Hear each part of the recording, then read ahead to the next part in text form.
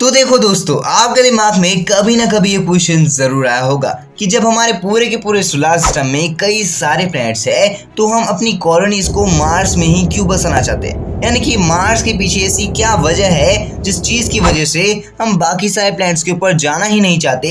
सिर्फ और सिर्फ हमें मार्स ही एक ऐसा ग्रह लग रहा है जिसके अंदर हो सकता है आने वाले टाइम पे हमारी लाइफ बच सके।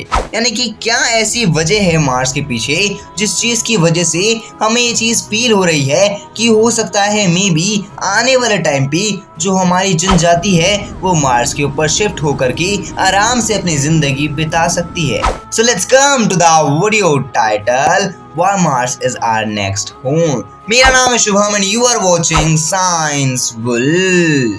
तो देखो, आज की डेट में ये चीज हम सबको मालूम है कि हो सकता है आने वाले टाइम पे जो हमारी ह्यूमन सिविलाइजेशन है इसका कुछ पार्ट मार्स के ऊपर भी शिफ्ट होना शुरू हो जाएगा।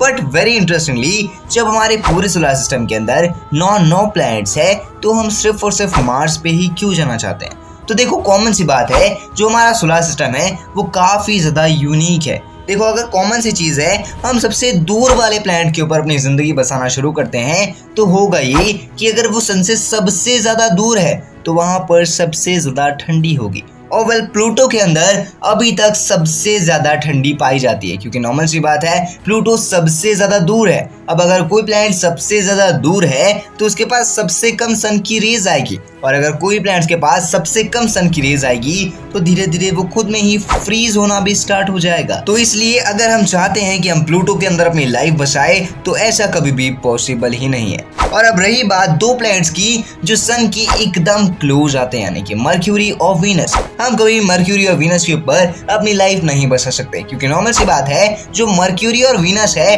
वो सन के एकदम करीब है। अब अगर कोई प्लैनेट सूर्य के एकदम करीब होगा तो ये कॉमन सी बात है कि जो वहां पर की हीट रहेगी वो भी इंटेंस तरीके से बढ़ जाएगी। और फिर अगर कोई भी प्लैनेट की हीट इंटेंस तरीके से बढ़ जाएगी तो हमारा रहना वहां पर सुटेबल ही नहीं होगा ना। तो ये कॉमन सा फैक्ट है कि हम कभी भी अपनी लाइफ मर्क्यूरी और वीनस के ऊपर नहीं बिता सकते। अब बचा कौन से प्लैनेट, जो है gas giant. Yes, gas giants के ऊपर अगर गलती से भी हम जा करके रहना शुरू कर देना तो जैसे ही हम उनके सरफेस तक पहुंचेंगे हम धीरे धीरे अंदर जाना चालू हो जाएंगे।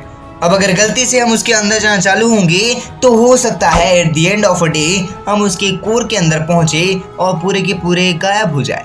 इसीलिए आज तक हमने सिर्फ और सिर्फ मार्स को ही अपना अगला घर बनाने का डिसीजन लिया है, क्योंकि अगर बाकी सारे प्लैनेट्स के ऊपर हम गलती से ही पहुंचते हैं तो हमारी लाइफ पनपने की जगह तुरंत खत्म ही हो जाएगी। इसलिए मार्स सबसे ज्यादा सुटेबल माना जाता है। बट वेल, मार्स क्यों सुटेबल माना जाता है? तो देखो, कॉमन सी बात यह है कि हमारी जो पृथ्वी है उसका जो सबसे ज्यादा सिमिलर साइज हमारे पूरे सोलर सिस्टम पे है वो मार्स का ही है। और वेरी इंटरेस्टिंगली मार्स के पास वाटर भी है। Yes, you heard right, Mars के अंदर वाटर भी है जो फ्रोजन की फॉर्म पे है। अब वेल, फ्रोजन के फॉर्म पे अगर वाटर है तो हो सकता है आने वाले टाइम पे ये फ्रोजन वाटर से कोई नई लाइफ पनप जाए। और उससे भी इंटरेस्टिंगली बात यह है कि देखो, इसका जो सरफेस है वो एक रॉकी सरफेस है, यानी कि एक्चुअली में ये पृथ्वी के जैसा ही एक रॉकी प्लैनेट है। अब मे भी हो सकता है कि ये जो रॉकी प्लैनेट है इसमें पहले कोई लाइफ होगी लेकिन अभी के टाइम पे कोई भी लाइफ नहीं है। और अक्सर लोग मानते भी हैं कि जो हमारा पूरा का पूरा सोलर सिस्टम है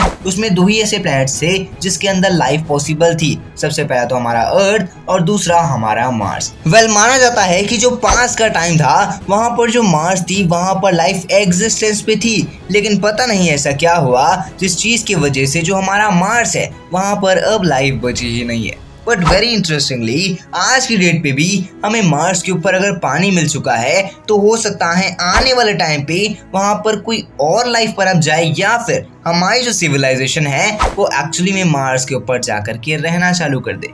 but very interestingly Mars right now time पे तो एक पूरा का पूरा बंजर जमीन सा है। तो क्या ऐसा होगा वहां पर जिस चीज की वजह से एक्चुअली में हम मार्स को हमारी पृथ्वी जैसा बना ले? तो देखो, इसके दो ऑप्शन है, या तो हम वहां पर कॉलोनीज बना करके रहना चालू कर दे, और अगर हम वहां पर कॉलोनीज बना करके नहीं रहना चाहते, हमारे पास ज्यादा टाइम है तो हम वहां पर न्यूक्लियर बॉम्ब्स को गिरा सकते हैं। Yes, you heard it right, अगर हम गलती से भी मार्स की सरफेस के अंदर न्यूक्लियर बॉम्ब्स को गिराएंगे तो धीरे धीरे जो हमारा मार्स है वो गर्म होना शुरू हो जाएगा। और हम सब जानते हैं कि अगर कोई भी प्लैनेट गर्म होना शुरू होता है तो जो उसका कोर रहता है वो धीरे धीरे और भी इंटेंस हीट को प्रोवाइड करता है। और वेल अगर उसके कोर के अंदर ज्यादा फ्यूजन होगा तो वो जो प्लैनेट रहेगा वो और भी ज्यादा गर्म होता जाएगा। अवल हम सब जानते हैं कि जो हमारी पृथ्वी थी वो पहले के टाइम पे पूरी की पूरी लावा से भरी हुई थी। और वेल ये जो लावा था, ये लावा ही धीरे धीरे सूखते सूखते काफी सारी चीजों को फॉर्म कर दिया।